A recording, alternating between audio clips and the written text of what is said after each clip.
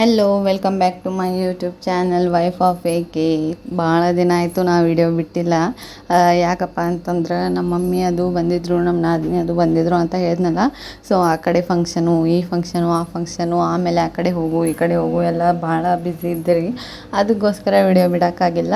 ಇನ್ನು ಮುಂದೆ ಬಿಡ್ತೀನಿ ರೆಗ್ಯುಲರಾಗಿ. ಮತ್ತು ಇದು ನೋಡ್ರಿ, ನಾವು ಗಾರ್ಡನ್ಗೆ ಹೋಗಿದ್ದು ಏನೋ ತವ್ರ ಮನೆಯವರು, ಆ ಮಮ್ಮಿ ಆಗಲಿ ನಮ್ಮ ತಂಗಿ ಆಗಲಿ, ಒಟ್ಟಿನಲ್ಲಿ ತವ್ರ ಮನೆಯವ್ರ ಜೊತೆ ಇದ್ರೆ ಅದೊಂಥರ ಸಂತೋಷನೇ ಬೇರೆ, ಖುಷಿನೇ ಬೇರೆ.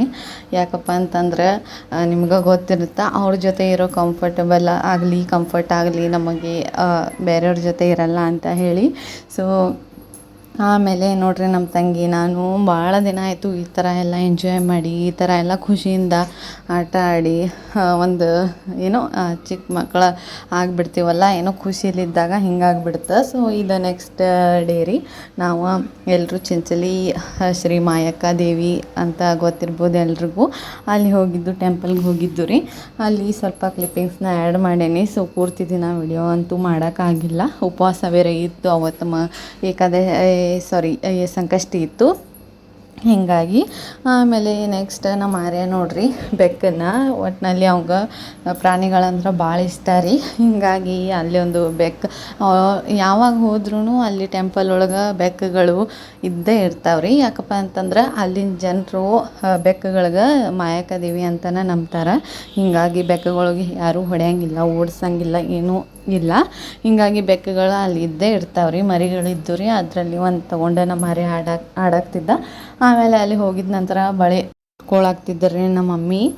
ನೋಡ್ತಿರ್ಬೋದು, ಮಮ್ಮಿ ಅಂತಲ್ಲ ಎಲ್ರೂ ಬಳೆ ಉಡ್ಸ್ಕೊಂಡು ರೀ. ಅಂದ್ರೆ ಯಾವುದಾದ್ರೂ ಟೆಂಪಲ್ಗೆ ಹೋದ್ರೆ ಅಲ್ಲಿಂದ ದೇವಿ ಆಶೀರ್ವಾದ ಮುತ್ತೈದೆಯರೇ ಹಾಕ್ಕೊಂಡು ಬರ್ಬೇಕಂತನೂ ಹೇಳ್ತಾರೆ. ನಂಗೆ ಅಷ್ಟೊಂದು ಗೊತ್ತಿಲ್ಲ.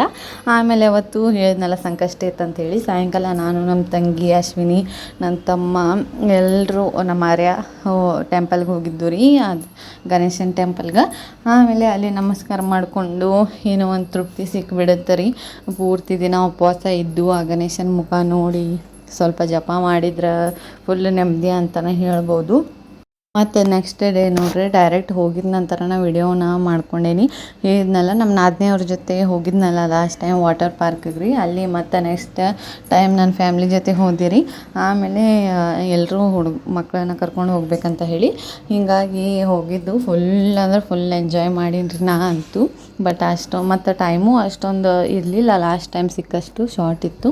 ಸೊ ಎಲ್ಲ ಹುಡ್ಗರನ್ನ ಕರ್ಕೊಂಡು ಹೋಗಿ ರೆಡಿ ಮಾಡಿಕೊಂಡು ಭಾಳ ಲೇಟಾಗಿತ್ತು. ಹೀಗಾಗಿ ಆದ್ರೂ ಅಷ್ಟೇ ಶಾರ್ಟ್ ಟೈಮಲ್ಲಿ ಫುಲ್ ಎಂಜಾಯ್ ಮಾಡಿದ್ದು ರೀ ಎಲ್ಲರೂ. ಆಮೇಲೆ ಬರುವಾಗ ಟೀ ಕುಡ್ಕೊಂಬಂದು ರೀ, ಅಲ್ಲೇ ಸಾಯಂಕಾಲ ಆಗಿತ್ತು ಅಂತ ಹೇಳಿ.